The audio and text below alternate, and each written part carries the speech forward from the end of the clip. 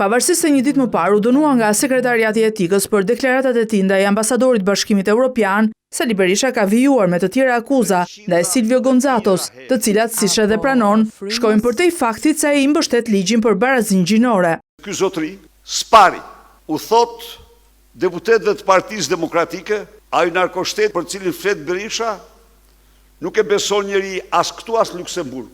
Javën që kaloi vjen këtu një delegacion i ndërruar i Parlamentit Evropian. Dhe po ky zotëri u thot se lideri i opozitës nuk është proprendimor. Sipas Berishës, pikërisht për shkak të qëndrimeve individuale të ambasadorit, raportet që i shkojnë Brukselit nuk pasqyrojnë realitetin e Shqipërisë dhe Progres raporti më i fundit flet për ecuri të shkëlqyer të vendit në procesin e integrimit. Edi Rama është i aftë të bëjë çdo koncesion që të marrë epitete i shkëlqyer i jashtëzakonshëm.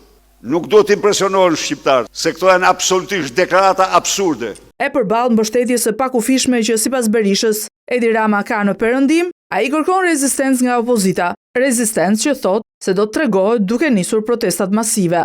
Përveç protestës, kryengritjes paqësore, asnjë mjet tjetër nuk do mund të shpëtojë Shqipërinë nga ky pushtim i egër i brendshëm. Në takimin me kryetarët e degëve të Partisë Demokratike, Sali Berisha kërkoi nisjen e analizës për humbjen e 11 majit për të gjetur përgjegjësi tek vetja, përtej masakrës elektorale që thotë se bën socialistët. E pjesë e kësaj analize duhet sipas tij të jetë dhe domosdoshmëria për hapjen e partisë për prurje të reja.